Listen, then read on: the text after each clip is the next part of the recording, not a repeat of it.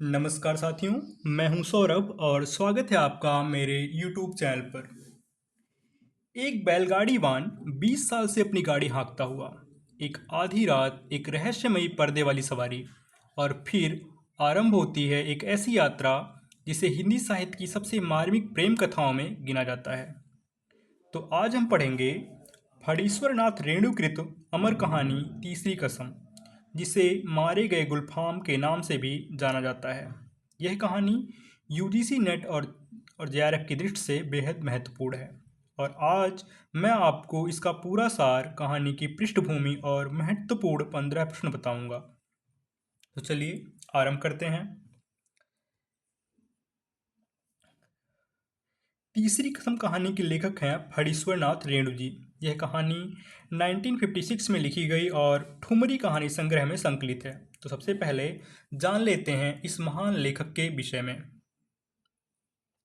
रेणु जी का जन्म 4 मार्च 1921 को औराही हिंगना, अररिया, बिहार में हुआ।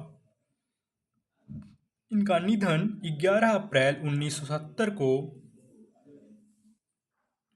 हुआ। और रेणु जी हिंदी साहित्य में आंचलिक उपन्यास की परंपरा के जनक माने जाते हैं।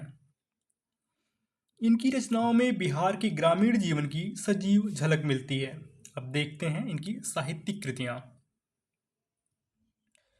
इनका जो सबसे महत्वपूर्ण उपन्यास है वो है मैला आंचल, जो कि 1954 में आया।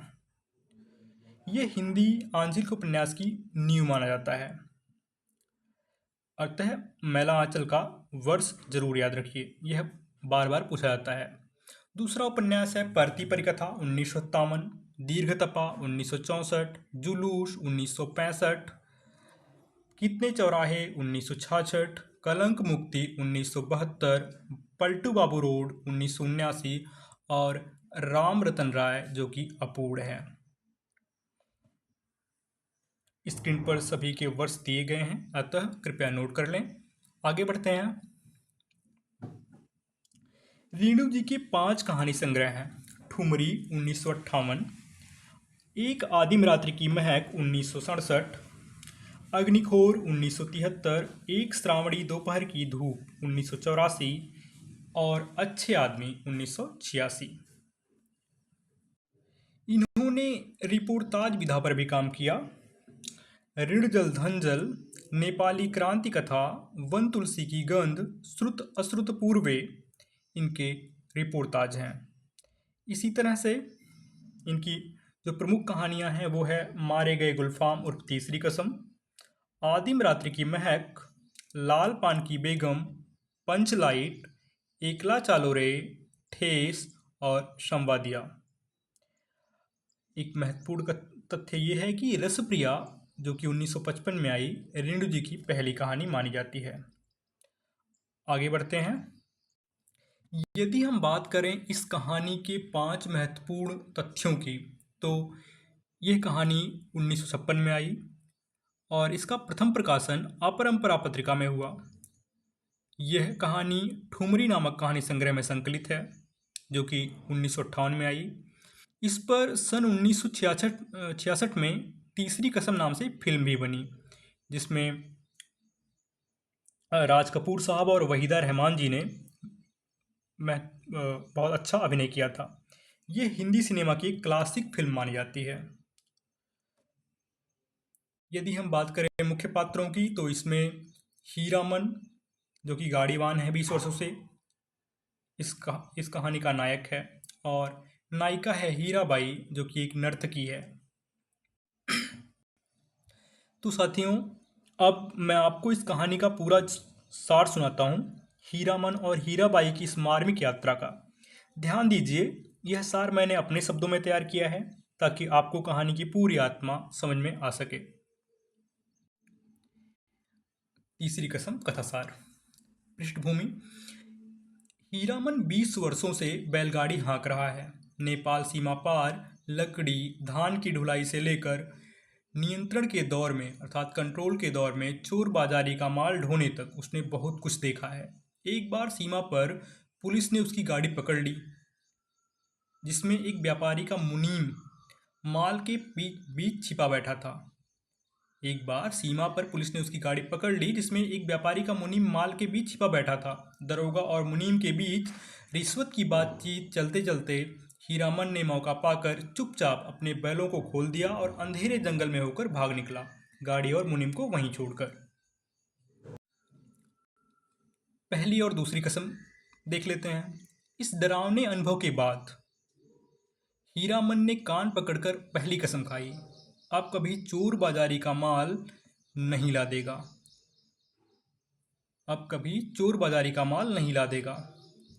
कुछ समय बाद एक बांस से लदी गाड़ी की टक्कर एक घोड़ा गाड़ी से हो गई, जिससे बहुत बड़ा झगड़ा हुआ। इस घटना के बाद हीरामन ने दूसरी कसम खाई, अब कभी बांस की ढुलाई नहीं करेगा, और साथ ही शहर की तरह की मुश्किल लदनी से भी तौबा कर ली।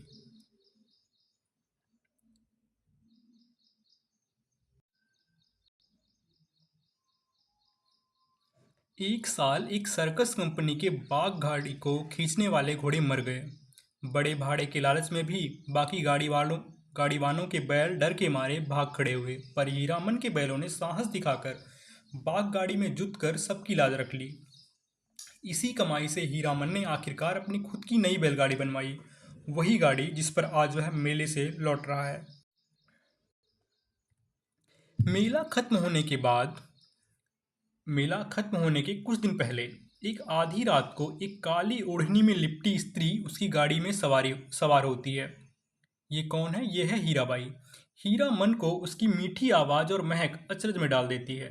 बातचीत में पता चलता है कि वह मथुरा मोहन नौटंकी कंपनी की मशहूर अभिनेत्री हीराबाई है। हालांकि हीरामन ने 7 वर्षों तक मेलों की लदनी करने के बावजूद कभी नौटंकी या सिनेमा नहीं देखा, इसलिए उसका नाम पहले कभी नहीं सुना था। मीता और हीरा, बढ़ता हुआ अपनापन। यात्रा के दौरान दोनों में एक सहज आत्मीय संबंध बनने लगता है। हीरामन और हीराबाई में हीराबाई हीरामन को भैया की जगह मीता कहकर बुलाने लगती है और बताती है कि उसका भी नाम हीरा है। कानपुर और नागपुर की मजाक पर दोनों खिलखिलाकर हंस पड़ते हैं। हीरामन उसे नामलगर राज्य की एक अद्भुत लोक कथा भी सुनाता है, जिसे सुनकर हीराबाई बहुत आनंदित होती है। तेगछिया घाट पर विश्राम। कजरी नदी के किनारे तेगछिया में गाड़ी रुकती है। तेगछिया एक घाट है। हीराबाई घाट पर स्नान करने जाती है और हीरामन गांव से दही चूड़ा लेकर आता है। हीराबाई के आग्रह पर वह भी उसके साथ बैठकर भोजन करता है। यह दृश्य उनके बीच के निश्चल मानवीय जुड़ाव को बहुत ही मार्मिकता से दर्शाता है। दिन ढलने पर गाड़ी फिर आगे बढ़ती है। रास्ते में तेगछिया गांव के बच्चे पर्दे वाली गाड़ी देखकर एक पारंपरिक लोकगीत गाने लगते हैं, जिसे सुनकर हीरामन मुस्कुरा उठता है। यह हल्का फुल्का पर भावुक क्षण आगे चलने वाली इस मार्मिक कथा की गहराई की झलक देता है।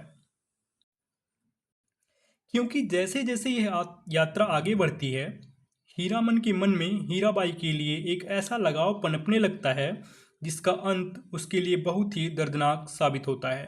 तो साथियों, यह था इस अमर कहानी का सार।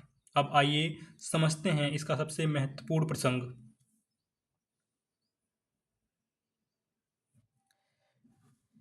हीरामन की 3 कस्में। पहली कसम है, अब कभी चोर बाजारी के माल की ढुलाई नहीं करेगा। कौन नहीं करेगा? हीरामन। दूसरी कसम है, बांस की ढुलाई नहीं करेगा। बांस की लदनी के साथ साथ हीरामन ने खरैया शहर की लदनी भी छोड़ दी। और तीसरी और अंतिम कसम है, कंपनी की औरत अर्थात नर्तकी की लदनी नहीं करेगा। यह तीसरी कसम आगे चलकर कहानी के शीर्षक और उसके सबसे मार्मिक अंत का आधार बनती है। अब चलिए जांचते हैं कि आपने यह कहानी कितनी अच्छी तरह से समझी है।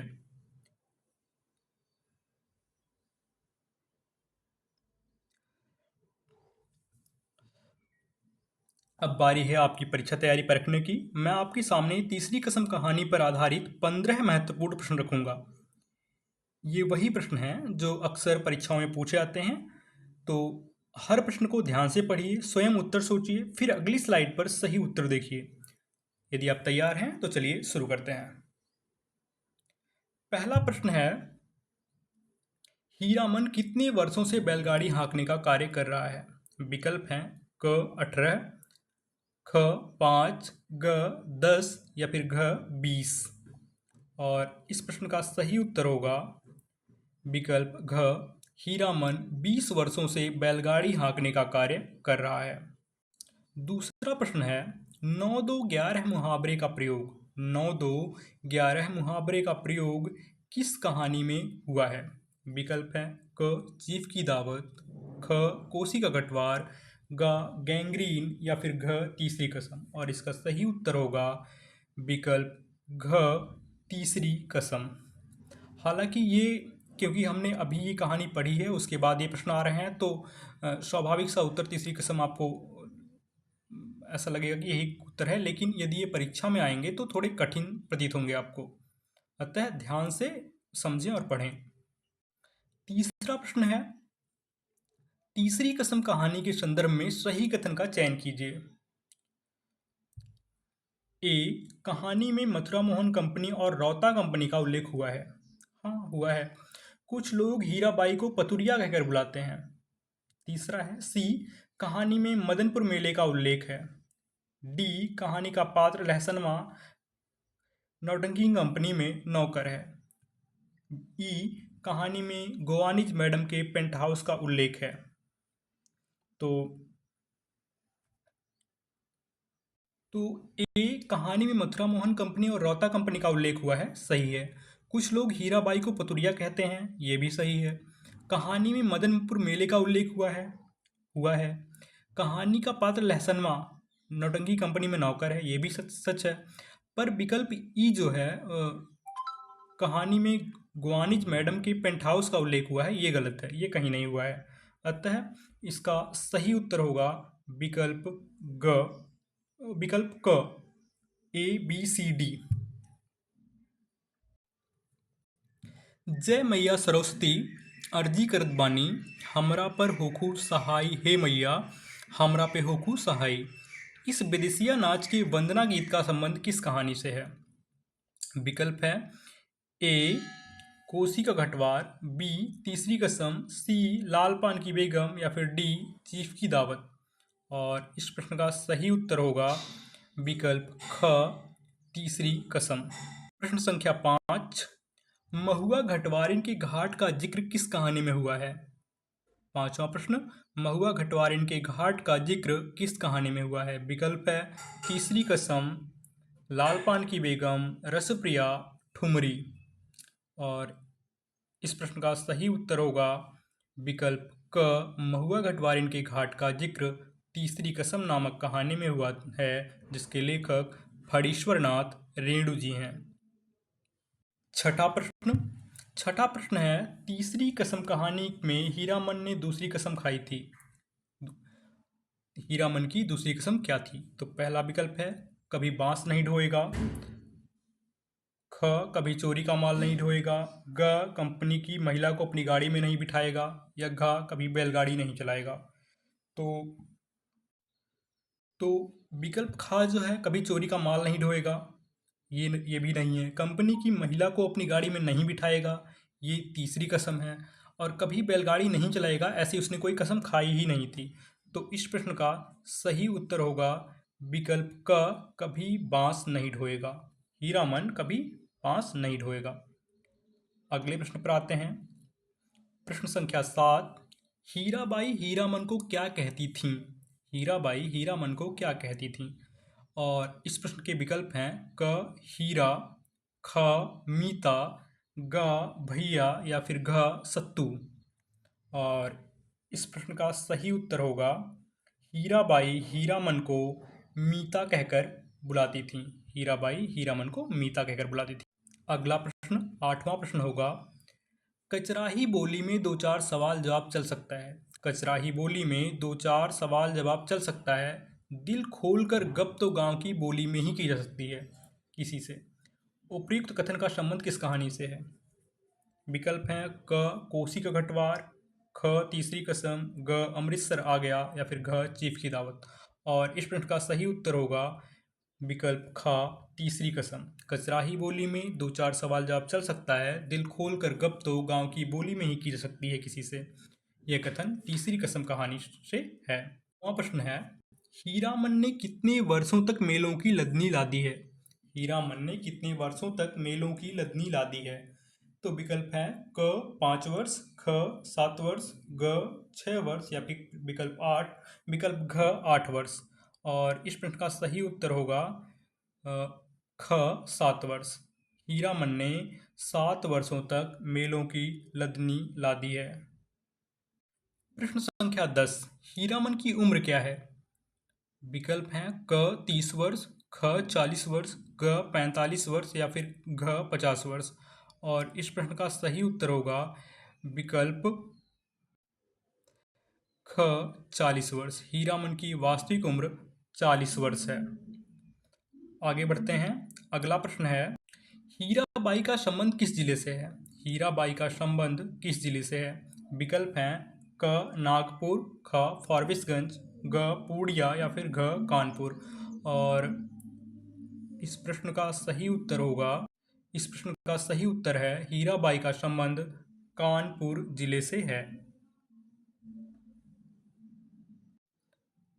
प्रश्न संख्या 12 है, चिट्ठिया तो सब कोई बाँचे, चिट्ठिया हो तो सब कोई बाँचे, उपर्युक्त गीत का संबंध किस कहानी से है?